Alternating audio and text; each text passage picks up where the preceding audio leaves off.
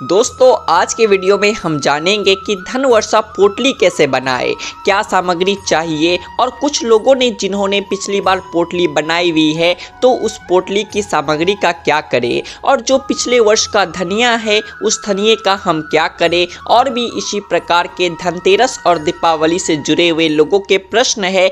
तो पोटली बनाने की सभी जानकारी के साथ आपके प्रश्नों के उत्तर भी बीच बीच में मिलते रहेंगे, तो वीडियो को पूरा जरूर देख लीजिए। और हाँ, अगर आपको वीडियो अच्छी लगे तो लाइक तो जरूर ही कीजिए। अब बात करें कि पोटली कैसे बनाना है, तो पोटली बनाने के लिए जो सामग्री आपको सबसे पहले चाहिए वो है एक बर्तन। कोई सा भी पात्र चलेगा, आपके पास पीतल का हो पीतल का ले सकते हैं, स्टील का ले सकते हैं, या फिर आप चाहे तो चांदी का अगर है तो चांदी का भी ले सकते हैं।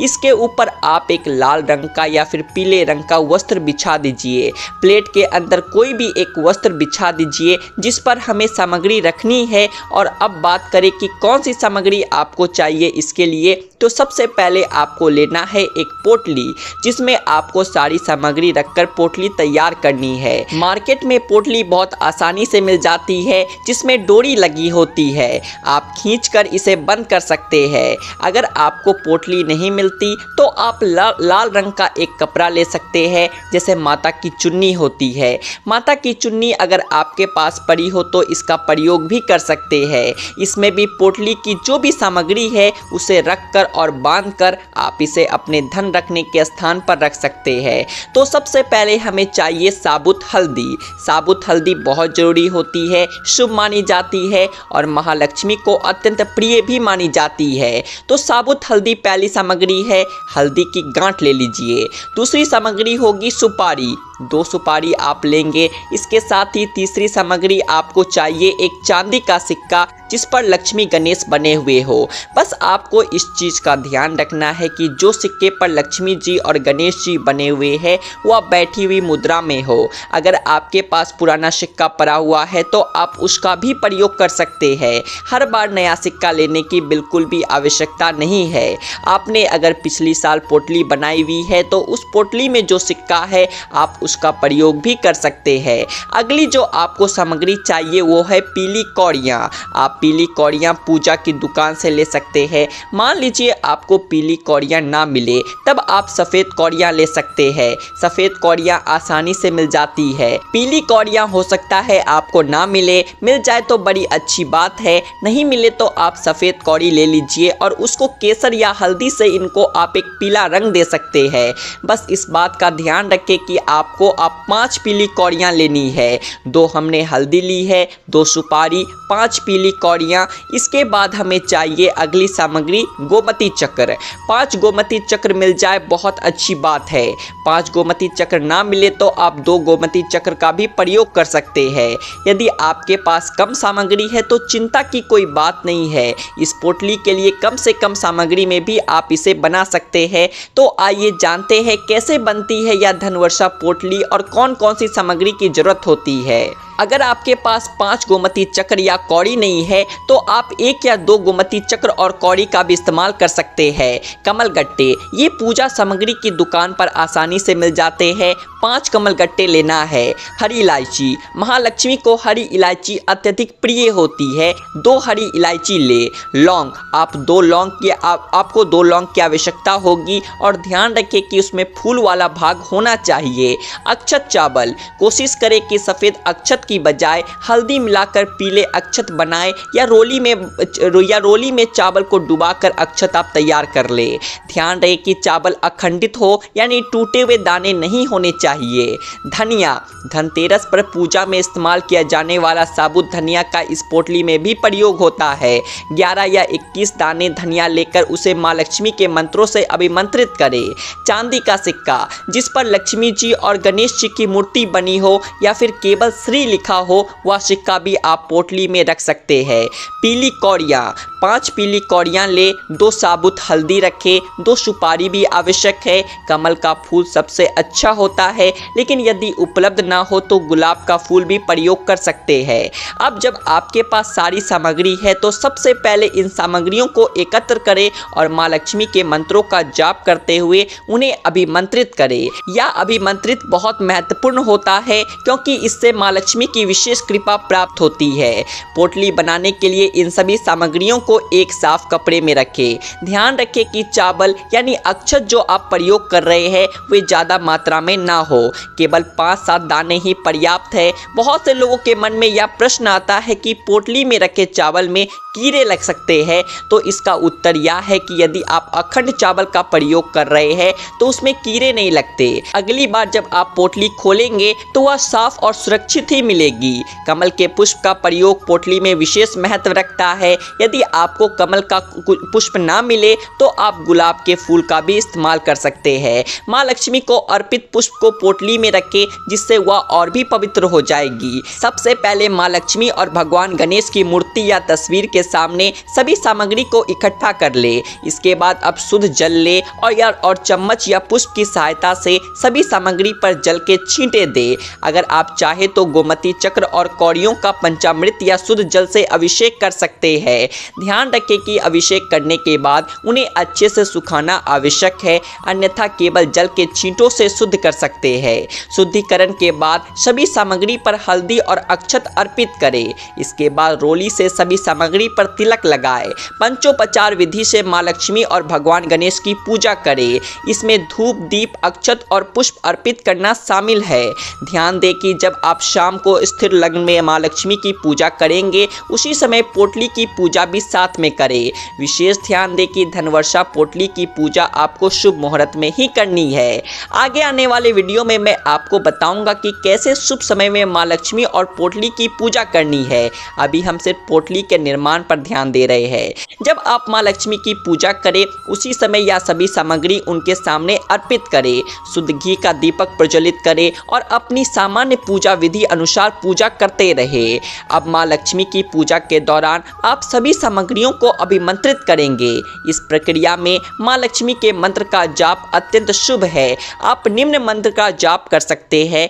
ओम श्रीम ह्रीम श्रीम कमले कमलालय प्रसिद्ध प्रसिद्ध श्रीम ह्रीम श्रीम ओम महालक्ष्मी नमः। यह मंत्र 27 अक्षरों वाला है और इसे 108 बार कमल गट्टे की माला से जप करना चाहिए।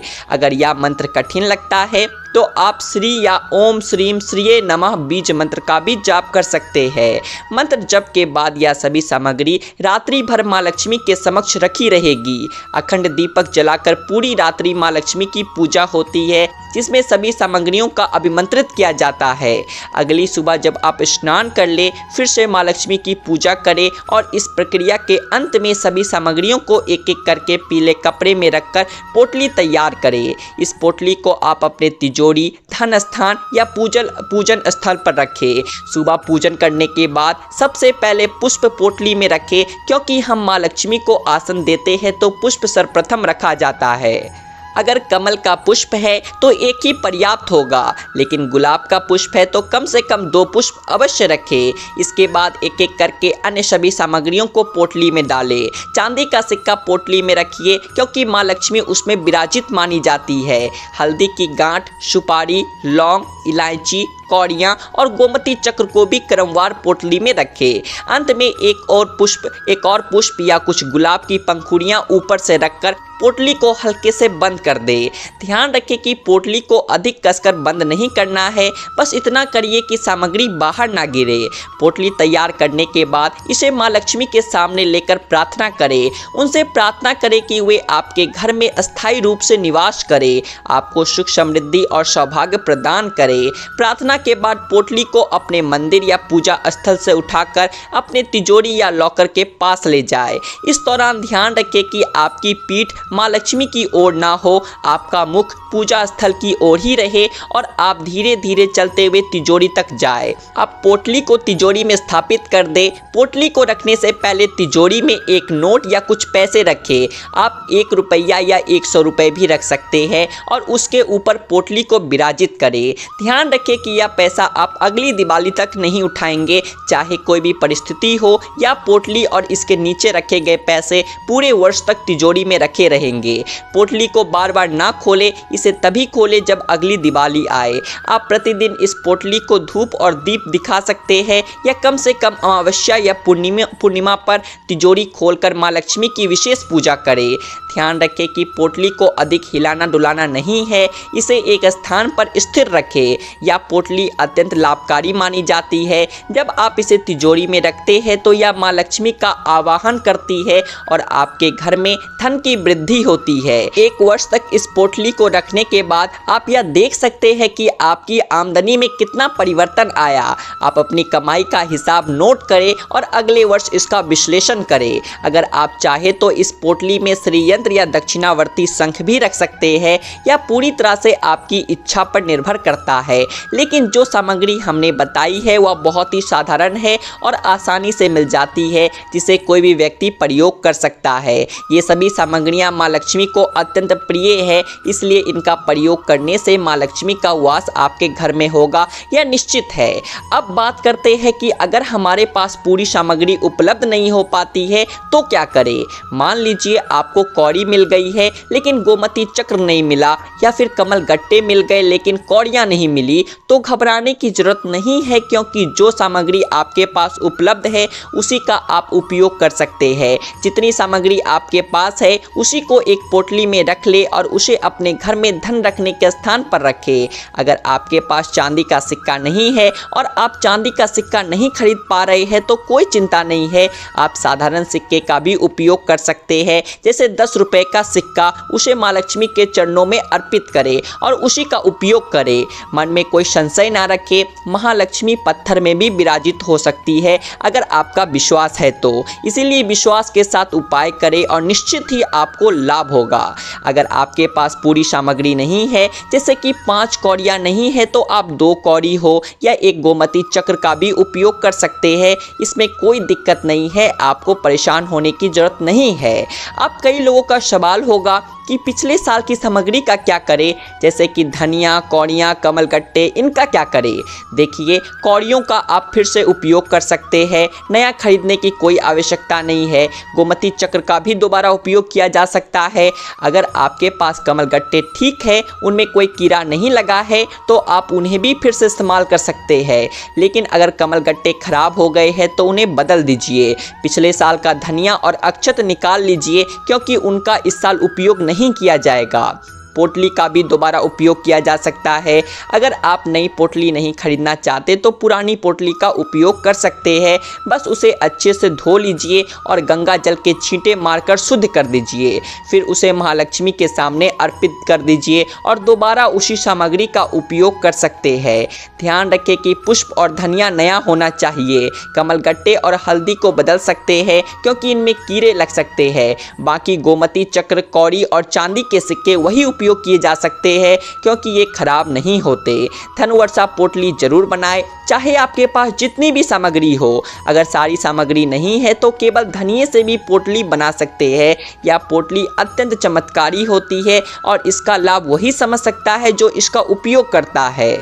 अगर आपको पोटली नहीं मिलती तो आप असाधारण कपड़े का उपयोग करके भी बना सकते हैं। आशा है कि आपको पोटली से संबंधित सारी जानकारी मिल गई होगी। बहुत से लोग मानते हैं कि हर साल नई मिट्टी की मूर्ति लेकर उसे पूजा के बाद विसर्जित करना आवश्यक है, परंतु दोस्तों ऐसा बिल्कुल भी जरूरी नहीं है। अगर आपके पास पहले से ही चांदी, पीतल, पंच धातु या अष्ट धातु की मूर्ति है तो आप उसी मूर्ति का उपयोग कर सकते हैं। हर साल नई मूर्ति लेना और फिर उसे विसर्जित करना एक परंपरा हो सकती है, परंतु यह पूरी तरह से वैकल्पिक है। अगर आपके घर में यह परंपरा है कि हर साल नई मिट्टी की मूर्ति लेकर उसकी पूजा की जाए और फिर उसका विसर्जन किया जाए तो आप ऐसा कर सकते हैं। कुछ परिवारों में यह रिवाज होता है और अगर आप इसे निभाना चाहते हैं तो बिल्कुल कर सकते हैं, परंतु अगर आप यह नहीं करना चाहते या विसर्जन की समस्या का सामना करते हैं तो आप पीतल या चांदी की मूर्ति का उपयोग कर सकते हैं, जो कई सालों तक टिकाऊ होती होती है। आजकल हम देखते हैं कि नदियों या बहते जल में मूर्ति विसर्जित करना आसान नहीं होता। नदियां पास नहीं होती और कुछ स्थानों पर मूर्तियों को जल में डालने पर भी रोक लगा दी गई है।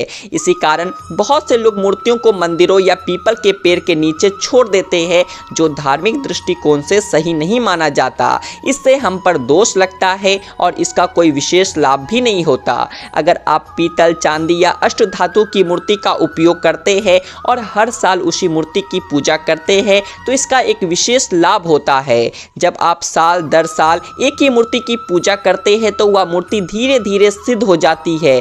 इसका मतलब है कि उस मूर्ति में एक विशेष आध्यात्मिक शक्ति आ जाती है। कुछ वर्षों बाद आपकी थोड़ी सी भी प्रार्थना उस मूर्ति के माध्यम से तुरंत फलदायी हो जाती है। आपकी इच्छाएं जल्दी पूरी होने लगती है और यह आपके लिए अत्यधिक शुभ और लाभकारी हो सकता है। मित्रों, यह धारणा बिल्कुल गलत है कि हर साल मिट्टी की मूर्ति लेना है और उसका विसर्जन करना अनिवार्य है।